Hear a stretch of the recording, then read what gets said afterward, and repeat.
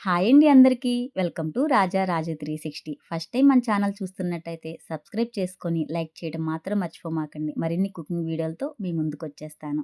వీడియోలోకెళ్ళిపోతే టమాటాలను చూస్తే ముందుగా గుర్తొచ్చేది టమాటా రోటి పచ్చడి. అది ఇష్టం లేని వాళ్ళు ఉండరేమోనండి. ఎందుకంటే దాని టేస్ట్ అలా ఉంటది కాబట్టి.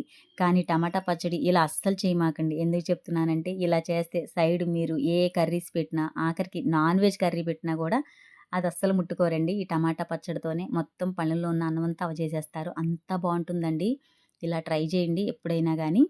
చాలా టేస్ట్‌గా ఉంటుంది. చాలా బావుంటుంది కూడానండి. ముందుగా నేను ఈ టమాటా పచ్చడి కోసం అర కేజీ టమాటాలు తీసుకున్నాను. అలాగే టేస్ట్‌కి అంటే మన కారానికి తగ్గట్టు పచ్చిమిర్చి తీసుకున్నాను. ఎందుకంటే పిల్లలుంటే గనక కొంచెం కారం తగ్గించి తీసుకుంటారు కాబట్టి చూసి వేసుకోండది. తర్వాత కొత్తిమీర కూడా సన్నగా తరిగి పక్కన పెట్టేసుకున్నాను. ఇప్పుడు పొయ్యి మీద కళాయి పెట్టి దాంట్లో 4 టేబుల్ స్పూన్‌ల ఆయిల్ వేసి, దాంట్లోనే హాఫ్ కప్ వరకు వేరుశెనగ గుళ్ళు, 2 టేబుల్ స్పూన్‌ల ధనియాలు వేసుకొని చక్కగా వేయించుకుంటున్నాను. ఇప్పుడు దీంట్లోనే ఒక టేబుల్ స్పూన్ జీలకర్ర కూడా వేసుకోవాలి. జీలకర్ర కొంచెం చిటపటలాడే వరకు వేయించుకుంటే సరిపోతుంది. ఇప్పుడు దీంట్లోనే 2 ముక్కలుగా చేసి పెట్టుకున్న పచ్చిమిర్చి కూడా వేసేసుకుంటున్నాను. ఇప్పుడు ఇదంతా కూడా మనకి గోల్డెన్ బ్రౌన్ కలర్ వచ్చే వరకు వేయించుకుంటే సరిపోతుందండి. చూడండి ఇలా వేగిపోయింది కదా! ఇప్పుడు దీన్ని తీసి పక్కన పెట్టేసుకోవాలి. ఇప్పుడు అదే కళాయిలో ఇంకో 2 టేబుల్ స్పూన్ ఆయిల్ వేసుకొని, మనం 2 ముక్కలుగా చేసి పెట్టుకున్న టమాటాల్ని చక్కగా ఇలా బోర్లా వేసేసుకోవాలి. ఇలా అయితే చక్కగా అన్నీ కుక్ అవుతాయండి.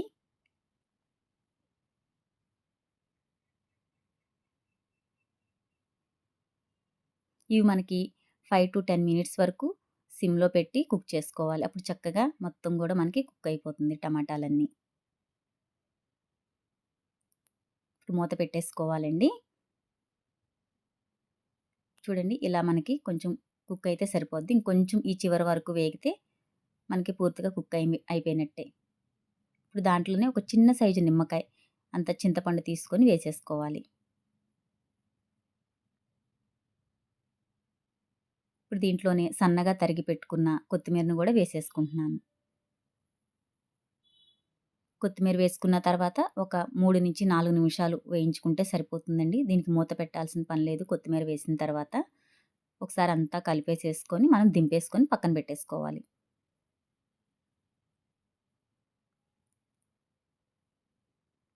చూడండి టమాటాలో ఉన్న వాటర్ అంతా కూడా బయటకొచ్చేసింది.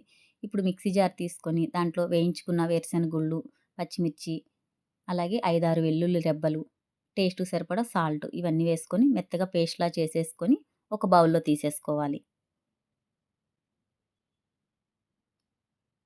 అదే బౌల్‌లో ఈ చల్లారి పెట్టుకున్న కొత్తిమీర, టమాటా గూడా వేసేసుకోవాలి.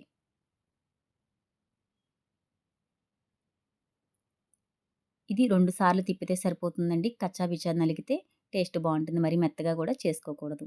ఇది గూడా దాంట్లో షిఫ్ట్ చేసేసుకొని మొత్తం ఒకసారి కలిసేలాగా కలిపేసుకోవాలి. ఇప్పుడు దీనికి బాగా టేస్ట్ ఇచ్చేది పోపండి. ఆ పోపు పెట్టుకుంటే మనకి పచ్చడనేది ప్రిపేర్ అయిపోయినట్టే.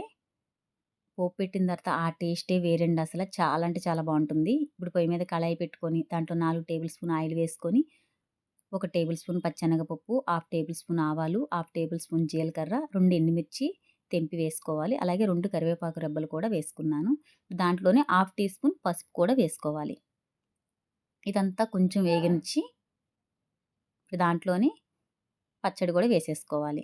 వేసుకొని ఒక్క 2 నిమిషాల పాటు అలా వేయించుకొని దింపేసుకోవడమేనండి. అంతేనండి. మన వేడి వేడి టమాటా రొట్టె పచ్చడి అనేది రెడీ అయిపోయింది. ఇలా ట్రై చేయండి. నచ్చితే లైక్ చేసి సబ్స్క్రైబ్ చేసుకోవడం మాత్రం మర్చిపోమాకండి. థ్యాంక్ యూ ఫర్ వాచింగ్ అండి.